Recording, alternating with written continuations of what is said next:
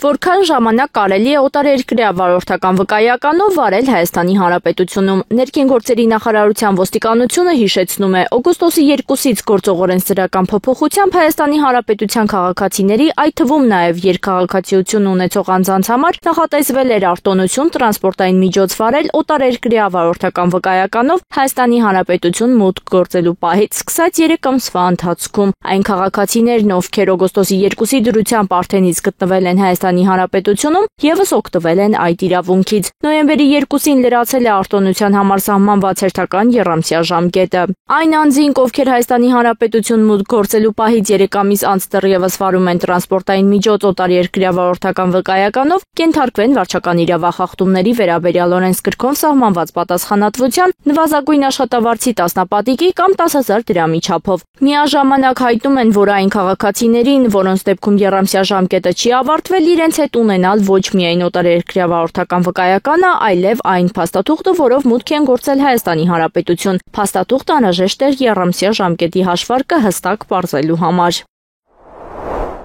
Կալանքից ազատ է արձակվել գործարար Ստեփան Սավելյանը, որը մեղադրվում է Հանրապետություն կուսակցության առաջնորդ Արամ Սարգսյանի դեմ մահափորձ նախապատրաստելու մեջ։ Խափանման միջոց է ընտրվել չհեռանալու մասին ստորագրությունը, հայտնել է նրա փաստաբան Զարուհի Փոստանջյանը։ Հուլիսի 31-ին Հանրապետություն կուսակցության ղեկավար Արամ Սարգսյանի դեմ մահափորձ կազմակերպելու գործով կալանավորված գործարար Ստեփան Սավելյանի առողջական վիճակը վատացել էր։ Նրա համար շտապ օգնություն էր հրավիրվել։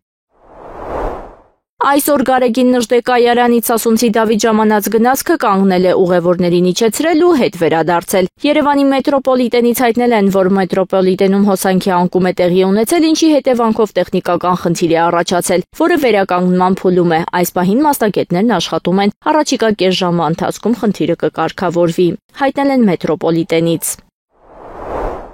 Ալբանիայի Դուրես քաղաքում ընթացող ծանրամարտի Եվրոպայի երիտասարդների ու մինչև 23 տարեկանների առաջնություններն ավարտված են։ Հայաստանի ծանրամարտի ֆեդերացիայից տեղեկացնում են, որ M23 տարեկանների գերծանր քաշայինների պայքարում Հայաստանը ներկայացրել է Աշոտ Մովսիսյանը։ Պոկում վարժությունում նա բարձրացրել է 160, 165 եւ 168 կիլոգրամներ։ Այս վարժությունում Մովսիսյանը բրոնզե մեդալակիր էր։ Հրում վարժությունում մեր ծանրորդը գլխավերևում պահել է 210-216 կիլոգրամներ։ Այս ձևում նա առաջինն էր։ Երկամարտի 384 կիլոգրամ արդյունքով Աշոտ Մովսիսյանը դարձել է Եվրոպայի M23 տարեկանների առաջնության ոսկե մեդալակիր։